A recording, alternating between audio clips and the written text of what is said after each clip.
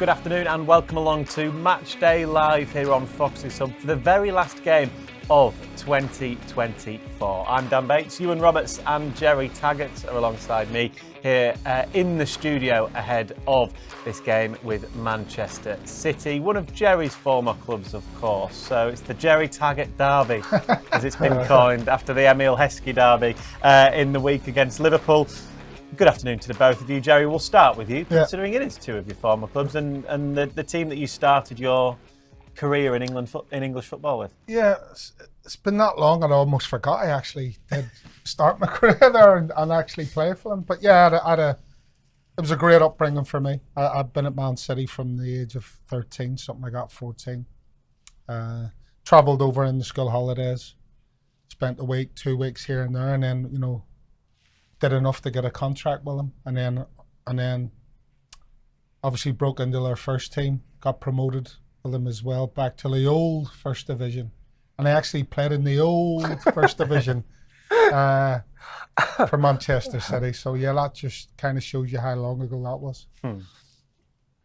I actually thought, right, because I was saying to Tags, I'm working on New Year's Day, I've got to go to Oakwell, Barnsley.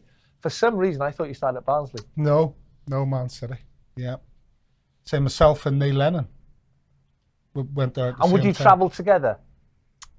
What do you mean travel together? From Belfast to Manchester? Yeah, during the holidays. Yeah, absolutely. So you had a bit of company on the journey? Yeah. There was a few other guys as well that travelled over during the holidays, but obviously me and Neil went on to sign for Man City. What a stadium Main Road was to play in. Fantastic stadium. Yeah. Well, today it's at King Power Stadium against Man City, of course. Quick word before we take a look at what's coming up, Ewan, on the game. Obviously, neither side really in form. It's fair to say. 1 win in 13 in all competitions for Manchester City, which is staggering, really. If you'd have said that 6 months ago, nobody would have believed. No, I mean, you can't put a finger on what's gone wrong. Obviously, they've got their off-field problems as well with all these cases against them. Me personally, I think that has had an effect on performances this season. Yeah, they've got injuries to key players. So a majority of teams in the Premier League have got injuries. Leicester have had their fair share of injury problems this season, especially recently. I think they've lost 6 of 18 Premier League games. I was saying to you earlier, in their previous 2 seasons in the Premier League, they lost 8. They're conceding goals for fun. I think they've conceded 26 goals. Yeah, they'll score plenty of goals. I think they've scored 30. I think only Aston Villa have got a worse defensive record in the top half of the Premier League than Man City. It could be a good time. They've given Leeds away. I think you came out with a great stat downstairs that they've lost 12 points from leading positions. So they're not killing games off, which they have done in the past. Is it a good time to play them? Possibly. But you just get the feeling that this Man City side, with the strength and depth that they've got to turn the corner sooner rather than later. Hopefully it will be later. Yes, hopefully it doesn't happen in 2024, of course, this being the final game of the year. There are 2 changes for Leicester. We'll come to those in just a moment. We've got plenty coming your way, though, over the course of the next hour as we build up to kick-off here at King Power Stadium. Firstly, we'll take a look back, and we can try and see it through the fog, at what happened at Anfield a few days ago on Boxing Day. Ruud van Nistelrooy spoke after that game up at Anfield, previewing this game with the citizens today, as did Conor Coady. So we'll hear from both manager Ruud van Nistelrooy and Conor Coady speaking ahead of the game, as well as Matt Elliott, who is on co-commentary duty for us today. I said we'd go to team news next. That's exactly what we can do. 2 changes have been made by Ruud van Nistelrooy. One of them is in force. Jordan Ayew, the scorer at Anfield, of course, at Boxing Day, misses out. That is a forced change because he has picked up 5 yellow cards. So he is suspended for today's game. In comes Buonanotte for him. I know supporters are very happy with that. Daka also drops out. In comes the returning Jamie Vardy, missed that Liverpool game through injury. Right, this is the 11 then. It's Stolarczyk in goal, Christensen, Vestergaard, Coady and Justin. Again, it's that back 4 that we are seeing pretty much every game under Ruud van Nistelrooy. We've seen that back 4. Winks and Samare in midfield, with Mavididi, El Khanous and Buonanotte supporting Jamie Vardy in what on paper looks like a fairly attacking Leicester side. On the bench, it's Daniel Everson, Okoli, Thomas, Skip, Chowdhury, Decordova-Reid, Daka, Alves and Wilson Brown. From a Manchester City point of view, obviously Pep Guardiola has been doing some tinkering in the last month or so, or the last 2 months really, as long as this run has been going on. 1 win in 13, as we've said. They last drew to Everton on Boxing Day. That was at home, having taken the lead again in that one and missing a penalty. This is their 11. It's Ortega in goal, Gvardiol, Ake, Akanji and Lewis. Kovacic, Silva and De Bruyne in midfield, with Foden and Savinho either side of Erling Haaland. Doesn't matter how badly they're doing, you still look at some of those players and they obviously have a fantastic squad to pick from. The likes of Jack Grealish, Doku and Gundogan on the bench as well. That's the teams. Obviously, we're going to concentrate, Ewan, on Leicester. A lot of people were calling for Buonanotte to return to the starting 11. We've seen that. It may have been enforced, but it may have happened anyway with Ayew's suspension.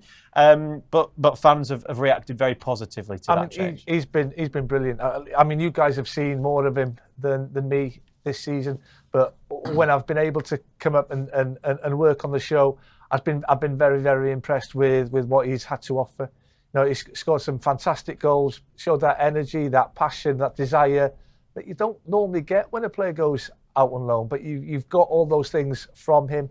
You know, we were surprised that he didn't start last week against Wolves on that right-hand side instead of Jordan Ayew. You know, all credit to Ayew's got a fantastic goal up at Anfield, the way he took that. But obviously, Buonanotte has been brought back in today because, incredibly, Jordan Ayew's picked up five yellow cards and has been suspended. Yeah, I think, you know, just going on what the back of you and saying, he gives you that energy, doesn't he? Enterprise, he's always positive when he's in possession of the ball. Yes, he's inexperienced and sometimes he tries to do a little bit too much, but you can forgive him that because of what he's trying to do on the other side of that. So he's definitely a bright spark for Leicester City, that's for sure. Yeah, you just look particularly, I think it was the Bournemouth game, wasn't it, at home, that 1-0 victory, the goal that he scored in that game. He's clearly got that quality, hasn't he? And he can do it from the right, he can do it from the middle. We've seen El Khanous as well on the wing, Jerry. So we have it on the graphic like it's El Khanous in the middle, Buonanotte on the right. Mavididi, I think, obviously will be on the left. But those two, El Khanous and Buonanotte, that could be either way around. Yeah, absolutely. And I think it's important that Leicester have a player in their team today against dare I say, a struggling Man City side. But yeah, I think a struggling fair. Man City side who's, you know, a player who's going to get up and get at them, you know, and hopefully put Man City on the back foot, because that's what's got to happen today. When the opportunity arises, you expect Man City to control the majority of the game, but with Alexa Buonanotte and El Khanous, you're hoping and praying that those two, especially Buonanotte on the ball, will drive Man City onto the back foot and drive Leicester City forward. That's what he brings to the team. And today, he's going to be facing a centre-half at left-back in Gvardiol.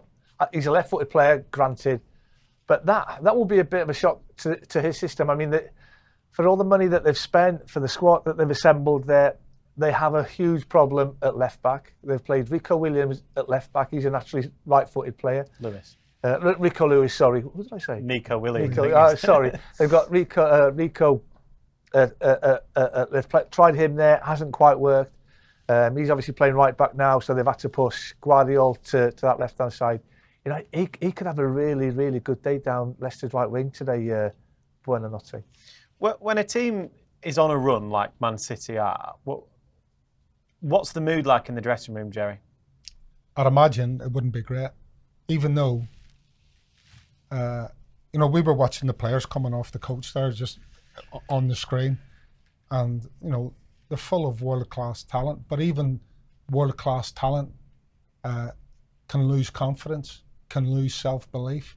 You know, yes, you can have a blip in the league when you've got a team of players assembled like Man City have, but when this run has gone on for so long, then there's something that's lying underneath, and no one can quite explain what it is. And I think that's a big issue for Man City. Now, You've got to think at some stage this run that they're on is going to come to an end because they've got so many good players. But it's important today for Leicester to try and keep on top of that, keep a lid on that lack of confidence, and don't let the confidence, come jumping out a Man City running rampant today. I mean, this is a Man City side, Dan, that's lost 7 of its last 8 away games in all competitions. They've got 1 point in their last 5 away games in the Premier League. You can't look at that team that we've just shown up on the screen and think that would be possible with the quality that they've got. It is absolutely incredible that they've hit the biggest wall possible after 18 games in this Premier League season. I don't know what the stats are for defending champions losing games after they've just won the title, but that's got to be up there with one of the worst records on show at the minute. Man City for defending champions of the Premier League. And the thing is, the question keeps on getting asked to Pep Guardiola: how do they overcome? How do they turn this sort of shocking run that they're in around? And he doesn't look as if he's got the answers. He's got the players available. He's got the strength in the squad that he could possibly want. He's tried different personnel in different areas. You look at Erling Haaland, and he's been unbelievable since he's come to the Premier League. He's got 1 goal in his last 7 Premier League appearances. Even missing a penalty against game. Everton. So there's something not quite right with Man City at the moment. And as Tag said, this is a team. Have they won 4 Premier Leagues in a row? Yeah, in a row. It's incredible. It really, really is. Yeah. Seventh in the Premier League. It's madness. Yeah, I'm wary of talking about Man City for too long. Obviously, it probably is the talking point, I guess, purely because it is so ridiculous, this run that they're on. And final point we'll make on it for now, we'll circle back and talk about Man City a little bit later. But Erling Haaland, since the game with Arsenal that finished 2-2, he scored in that.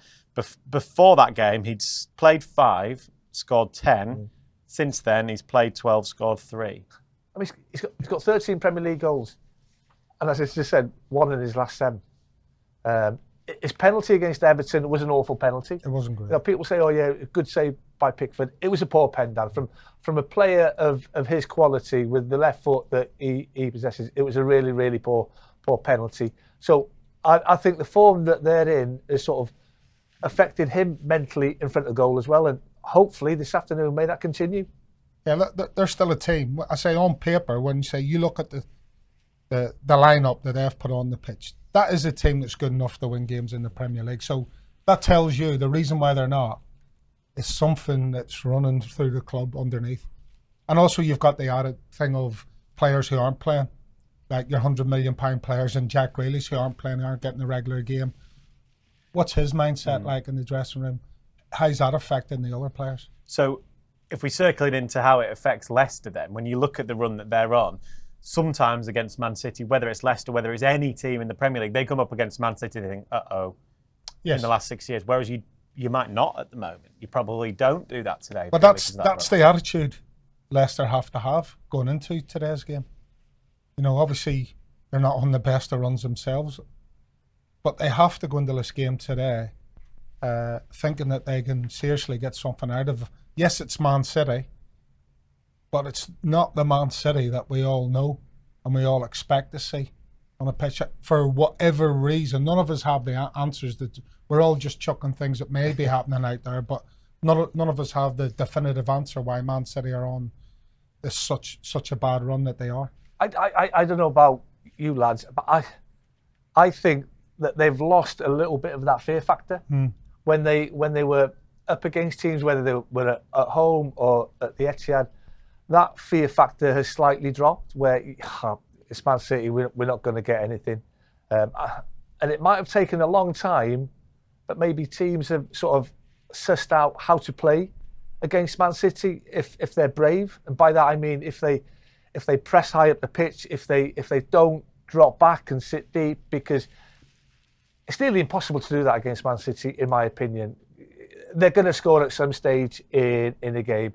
So I think go and have a go at them. Go and be brave. Go and press. Go and squeeze. Go and put them under pressure. Force them into making mistakes. force them to turn the ball over in good areas for yourself. And hopefully Leicester can do that Yeah, today. hopefully so. Well, being brave was the key theme of what we were talking about on Boxing Day, ahead of that trip to Liverpool, of course, in the build-up to that game. Matt Elliott, David Nugent on the sofa here. Jerry was at Anfield. He said, be brave, go there. And Leicester did that. OK, it did end in defeat. But we can take a look back at how they did take the lead and then the rest of that game. In the pre-season and didn't take part as MATCHDAY looks to break forward for Leicester on the left, just slows things down slightly, 20 yards from the Liverpool goal, looking to get on the outside. It's a low divot ball, it's Jordan Ayew, back to goal, Jordan Ayew has scored for Leicester City, and those Leicester fans who have made the trip to Anfield are celebrating wildly as Jordan Ayew, with his back to goal from MATCHDAY's cross, was able to turn 12 yards out, and it's nestled beyond the diving Alisson into the bottom left corner as we look. His 5th goal of the season. We're into injury time at the end of the first half. Didn't see what was added. 2 minutes. I think as Liverpool will end the half level. A stormer from Gakpo from the edge of the area. Stolarczyk was always going to take something special to beat him this evening, and that was right in the corner, out of his reach. Liverpool's pressure has finally told, and the league leaders teed up and may have done for McAllister. Ball bobbling awkwardly. Samori got a block on it, but Liverpool still coming forward with a cross and a goal from Curtis Jones. Liverpool scoring at the end of the first half, and early in the second half, Jones could hardly miss. Just a few yards out, with Liverpool keeping the ball alive from the set pieces that they've had early in this half. Ball flicked out to the right side from Gakpo to Salah, is in the box, it's left footed and it nestles in the corner.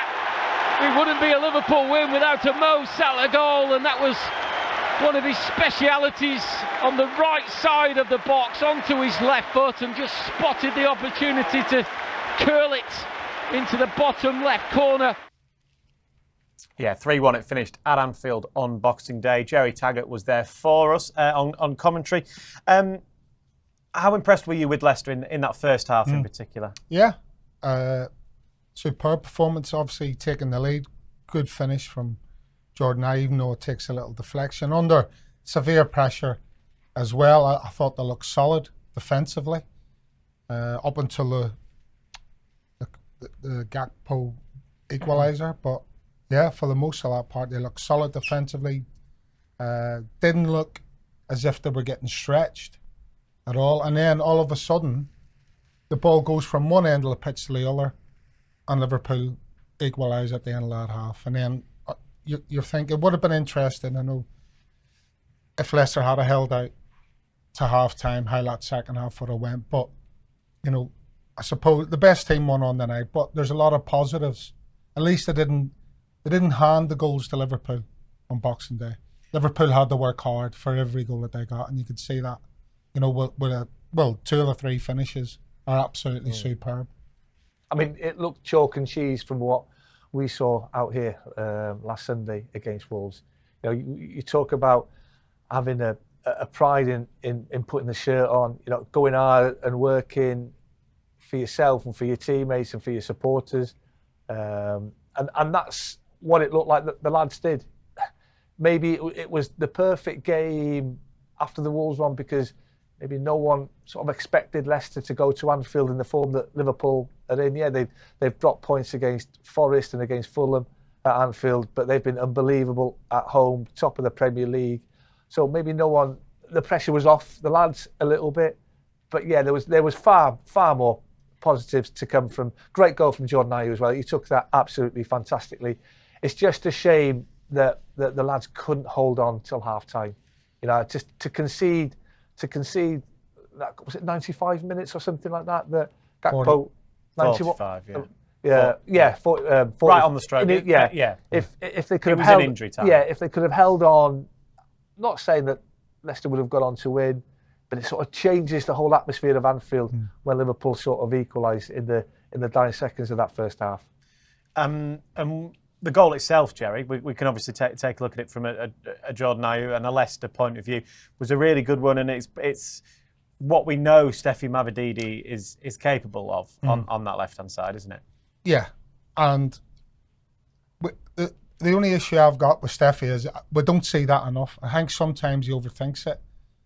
But when he gets the ball out of his feet and runs at defenders and does that, okay, listen, you could say there's a little bit of stroke of luck, but he's got past his defender and whipped the ball into the box. That's all you can expect from a wide forward in those situations, away from home at the league leaders. And Jordan Ayew's alive enough, great strength to get Robertson out of the way, and then great technique, turn, swivel, shoot, all in the same movement. Deserved it. So that's simple, basic football you're watching there. And the only issue I have from Steffi Mavridi's point of view, I'd like to see him do that more, simplify his game more. It's not always going to come off, but if you see him running down the line and trying to whip balls into the box, then he's trying to do the right thing. He's not overcomplicating the game and keeping it simple. And he's got that foot over, and as a defender, you know he's coming, but it's hard to stop. Could he stop them? Yeah, you're stopping the defender. It's so hard to stop. You know he's got that trick in his locker, and he's going to do it more than once when he's attacking the right back.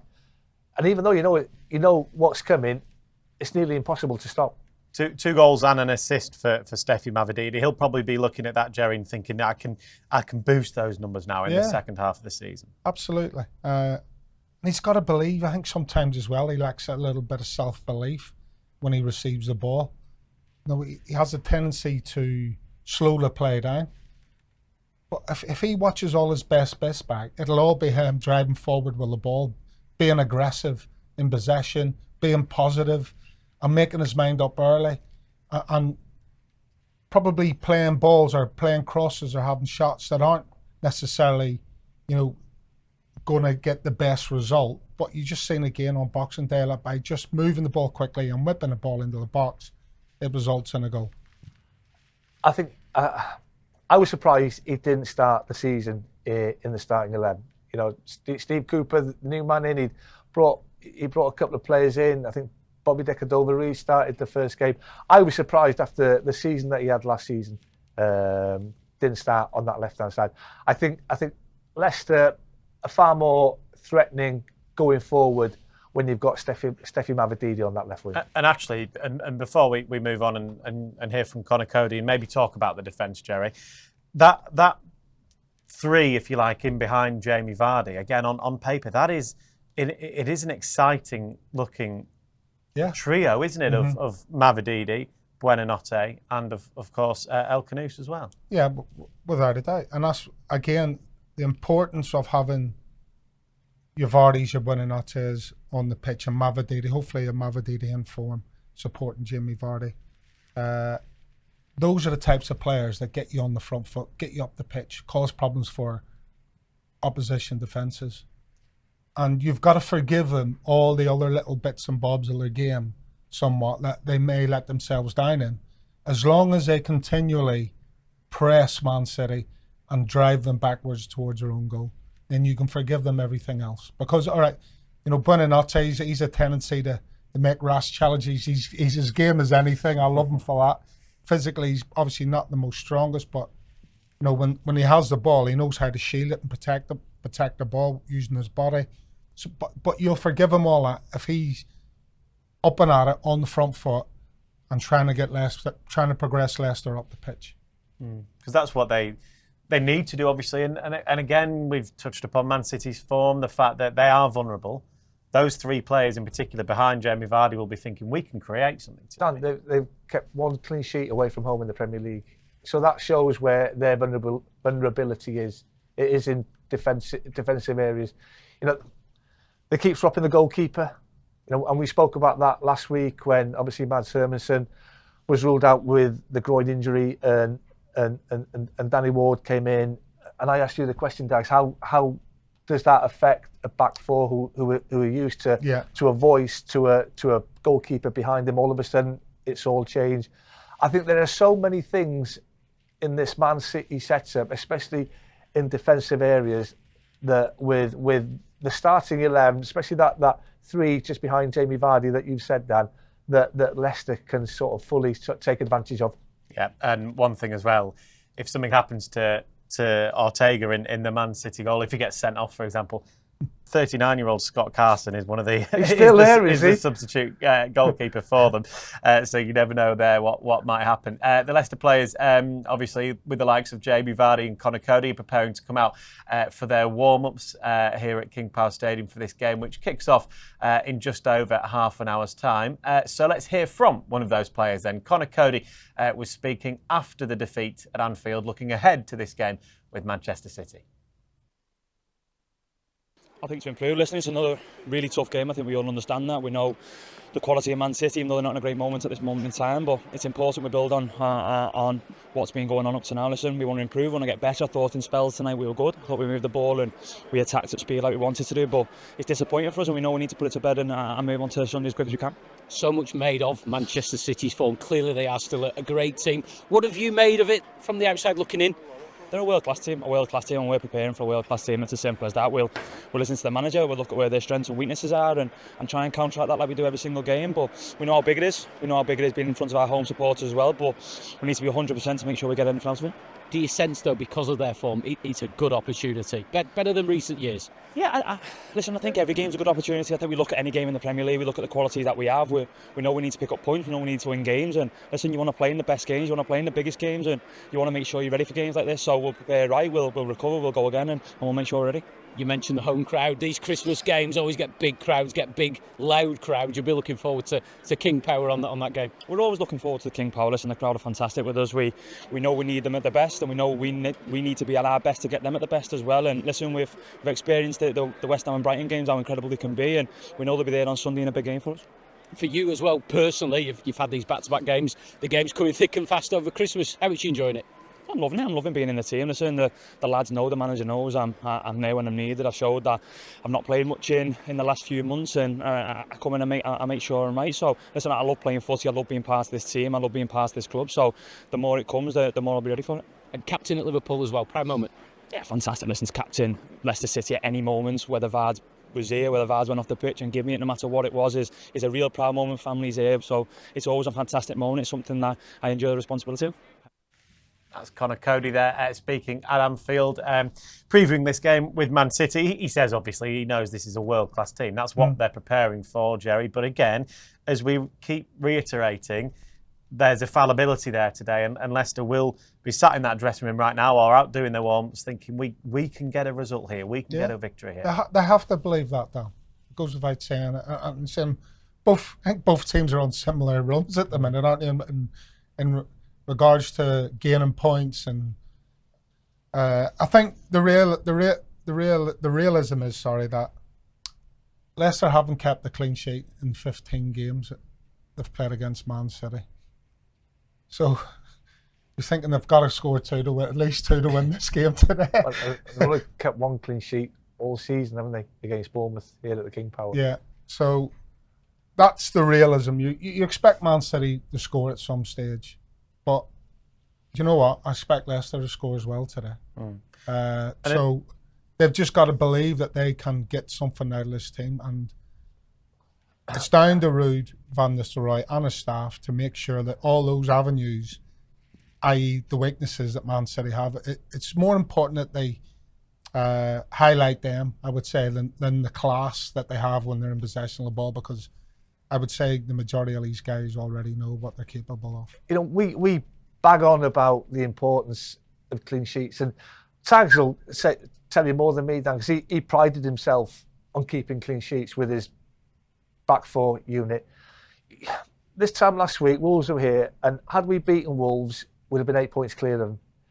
All of a sudden, Wolves have kept 2 clean sheets in the last 2 games, against Leicester and against Man U, and now they're at the bottom 3.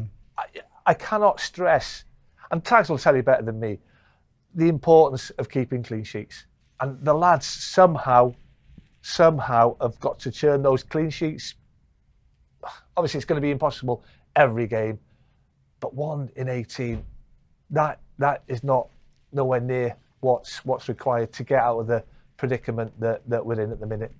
Yeah, and in terms of that defence, Jerry, what do you see in the back four of Christensen, Cody, Vestergaard and Justin? The qualities, what do they have? Obviously, Ruud van Nistelrooy sees something, doesn't he? And he believes that is his back four, particularly the back two of Vestergaard and Cody going forward. Yeah, I think it's I think, bringing Cody back in was key because he's a communicator. And I've always said that the best way to keep a tight ship at the back is through communication. We know that none of the two centre halves are blessed with pace, but if you can see the majority of the player that's in front of you, then you can communicate to the guys who are also in front of you, i.e. the midfielders and your two full-backs, and even your keeper at times as well when the ball's in wide area. And that is the key, and that's what Conor Cody brings. His experience and his positional sense and his communication. Now, we'll go back to the West Ham game. It was Samari and Ndidi in there, wasn't it? And that looked a really good, solid base. Obviously, Ndidi's not there, but he brings that extra level of defensive stability to the team. So, important role for the two midfielders there in Samari and Harry Winks today. Some supporters, because of obviously the goals that Leicester have conceded, will think, why isn't the manager making more changes defensively? But I'm a big fan of, because you need that understanding as a back four. It's the most important part of the pitch, Dan, that back four has an understanding. And sometimes you have to go through a little bit of pain to get the best out of a certain sort of unit in your team.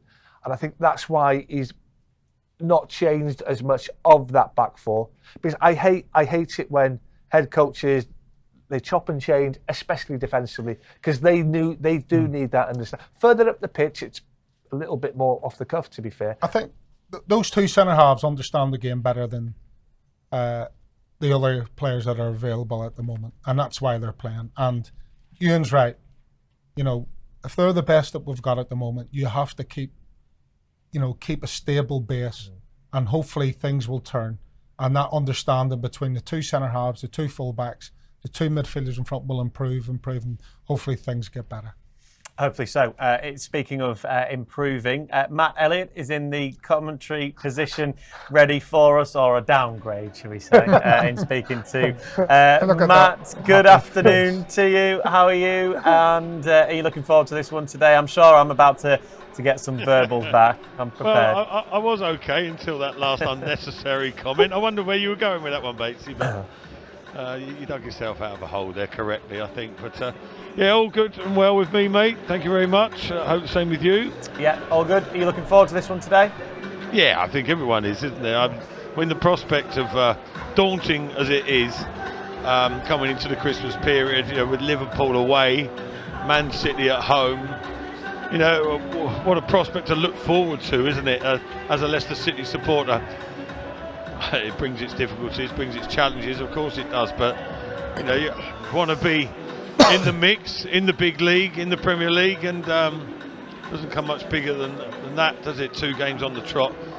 Everyone's spoken about Man City's issues, of course, but it doesn't detract from the glamour and the profile that they bring to the King Power this afternoon. Matt Tags here, mate. Hello, Sam. How are you? I'm good. And I'm nice and warm for a change. Well, I'm all right as well, mate. I've got my new Christmas present. It's despite being fancy, it's not actually Canada Goose. It's more Canada Moose. Yeah, it looks like a hand-me-down if you're asking me. But yeah, it's one of Ewan's Action Man hand-me-downs. Yeah, same sort of colouring as Ewan's khaki trousers he's got on, isn't it? Come on then, hit me with a question. So how do you see what's going on at Manchester City, mate, at the minute, and how do you see Leicester getting a result today? Yeah, I mean, I've heard you speaking about similar subject, really, isn't it, throughout almost the majority of the programme so far. Man City, obviously, topic of conversation. I mean, Ewan said it there. It's hard to put your finger on exactly why, isn't it? I mean, I'm just looking at the quality of players out here, and never mind in the starting lineup, which is, ridiculously strong despite a few absences. On the bench, right in front of us here, you've got Kyle Walker, Jeremy Doku, Gundogan, and Jack Grealish popping the ball around. Excuse me, but which, in fairness, they don't look too energetic and pleased about. They're going through the motions a little bit, which I don't know. You can try and read into things, can't you? Because, you know, look at why Man City are struggling.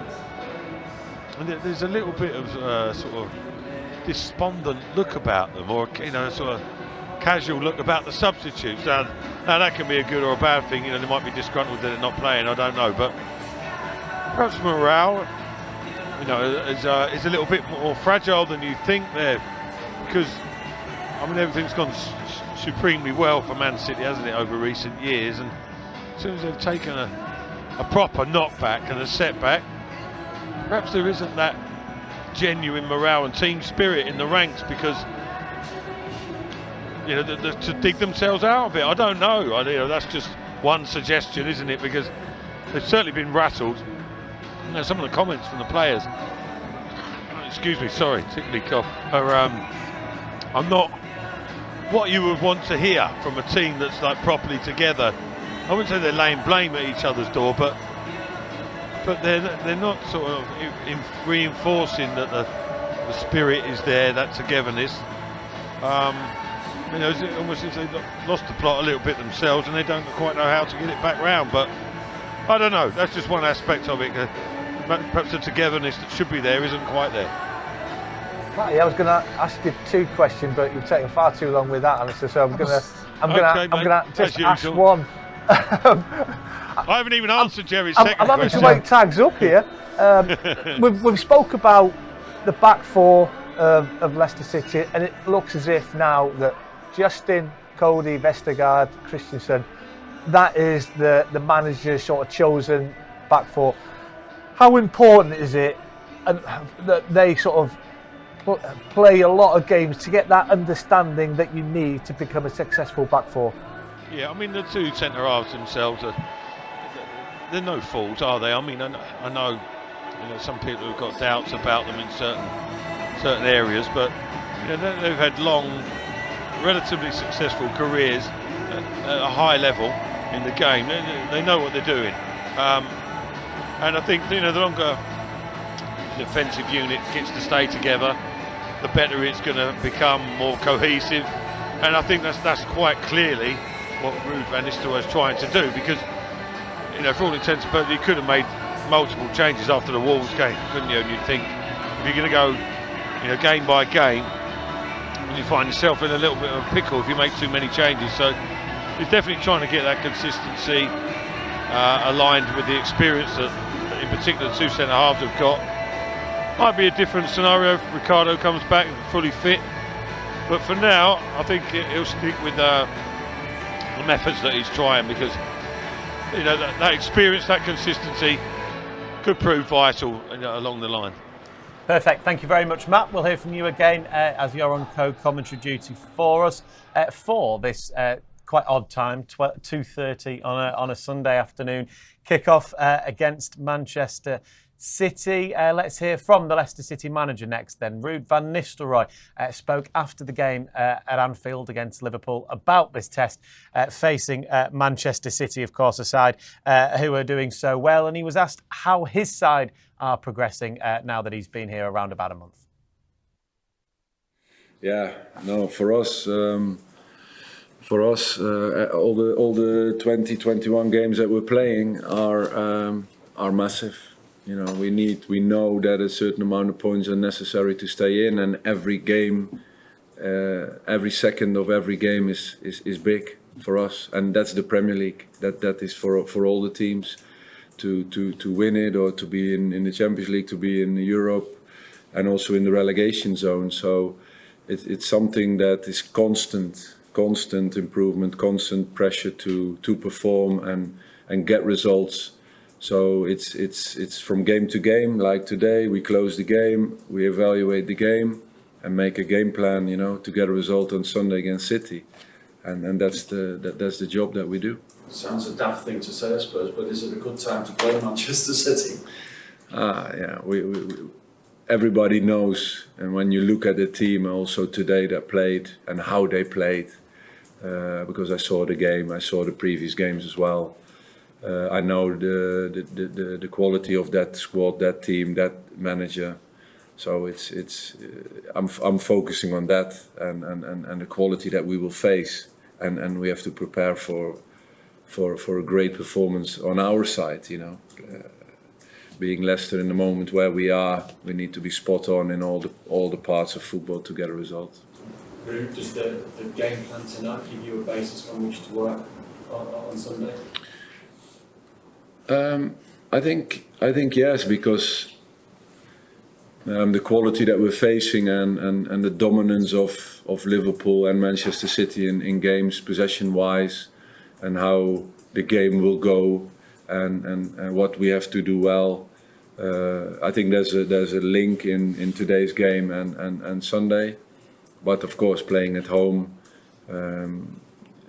can have a different approach as well instead of playing at Anfield. Harry Winks made his first start under you tonight. What's he going to bring to the team? Yeah, we know Harry. You all know Harry. He's a great midfield player, very creative, makes us play. Knows the Premier League, knows what it needs to get results.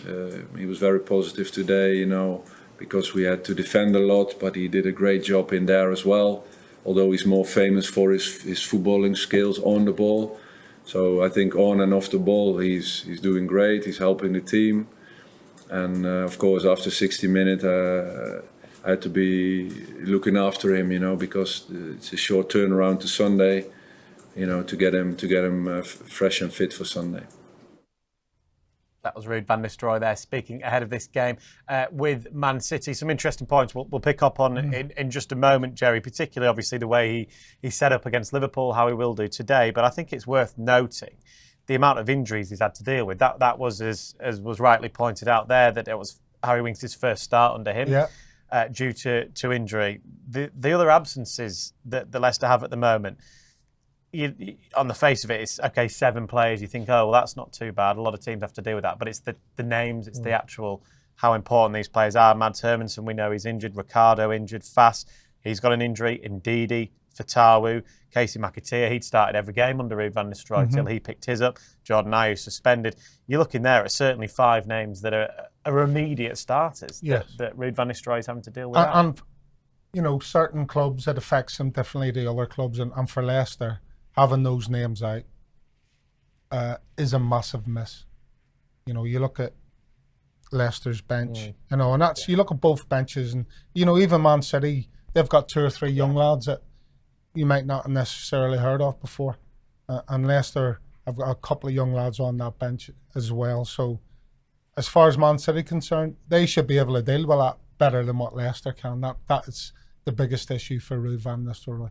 He needs his best players fit all the time, between whenever that is till the end of the season, and that is the crux, or one of the cruxes of the situation that Leicester find themselves in. Because I think, am I right in saying that every Premier League squad is a 25-man squad? Premier League squad. But Man City could field 2 starting 11s who would probably finish in the top 4 of the Premier League. The strength and depth and the money that's been made available for them to build the squad that they have. Leicester aren't in that position, and that's what hurts Leicester City when the names that you've just mentioned, when they're not available because they're out either through suspension or through injury, it does weaken your bench massively. But then on the flip side, what a chance for some of them young boys coming in and sitting on the bench against Manchester City today. Yeah, well, speaking of the teams then, let's get a quick recap and reminder of both Leicester and Manchester City's teams today. In terms of the changes from a Fox's point of view, I just read out a couple of the names there of unavailable players, one of them being Jordan Ayew. He drops out despite scoring at Anfield because he is suspended. So in comes Facundo Buonanotte, Patson Daka drops out. In comes Jamie Vardy. He returns from injury.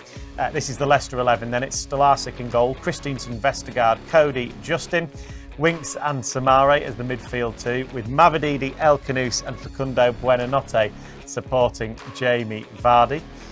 From a Man City point of view, they have Ortega in goal, Gvardiol, Ake, Akanji and Lewis across the back 4, with Kovacic, Silva and De Bruyne in midfield. Foden and Savinho are in support of Erling Haaland. Well, that's both the teams there. We're running now to about 15 minutes or so before kick-off. One interesting point, Jerry, I picked up on in that Ruud van Nistelrooy presser was a question about setting up similarly to Man City today, how they did away at Anfield on Boxing Day. Do you see that being the case? Yeah, I think, you've already asked me about that first half in particular and how solid Leicester looked defensively. And that, for a team like Leicester at this moment in time, is a really good starting point. Can you be as solid as possible and head on the counter-attack like they did? Now, obviously, they'll be looking to be a little bit more productive at the opposite end of the pitch. But as far as setting your stall out, then you have to be solid, or as solid as possible. You only have to look at the stats, Dan, how many goals Leicester have conceded, and I'm sure you've got them right next to me, and he's going to let us know. But somehow you have to minimise the goal-scoring opportunities that you're going to give to the opposition. And on Boxing Day night at Liverpool, for the first 40 however minutes, it was working. And because they're at home today, you like to think that will work for more time than it did on Boxing Day. 40 goals conceded, I'll tell you, Tags, the highest in the Premier League with Wolves. Second highest scorers in the bottom 7. You don't have to be a rocket scientist to say why Leicester are in the bottom 3, Dan. Yeah. I'm not sure how many times... They scored more goals than Manchester United. Exactly. That's not the issue. They've scored 2 less goals than Nottingham Forest. If you concede... Sometimes, as at Anfield, when you concede quality goals to a quality side, you hold your hands up and say, listen, not much more we could have done to have defended that better. We had numbers. But when you concede the types of goals we did last week against Wolves, that's where you think, that's not good enough. That's where the lads have let themselves down, being that defensive unit. If they concede a worldly goal from Man City, which Man City are more than capable of doing, sometimes you've got to hold your hands up and say, what a fantastic goal that is. But as I say, that the 3 last week in that first half against Wolves, supporters won't accept it. And we saw the reaction at half-time. And the players, they shouldn't accept it because they were all avoidable. Hopefully we won't see that today. Hopefully not. Jerry, we'll let you have the final say before we hand over to the commentary team, just about the general confidence that Leicester can have going into this game. Yes, they're not in form themselves, but they're looking at the opposition who very much aren't either. Yeah, and I said before, that's something that should be highlighted by Ruud and his staff. They're at home against a Man City side who aren't by any stretch of imagination in top form themselves. It's a massive, massive game. It's an important game. And they have to believe that they can get something out of this. They have to go in with confidence. They can take confidence out of the Liverpool match, which is good. Going to Anfield and scoring is no mean feat, by the way, either. And holding Liverpool nearly until half-time. Correct. So these are all the big confidence boosters that you take into today's game. And fingers crossed, Lady Luck shines on us. Hopefully so. We've got Matt Elliott on commentary duty for us today alongside John Dunn. We've got all of the action coming up next here on Matchday Live on Foxy. So big thanks to you and to Jerry. We'll hear from them again at half-time and then again at full-time, where hopefully we're talking about a very positive result to end what's been a very positive 2024 for the Foxes.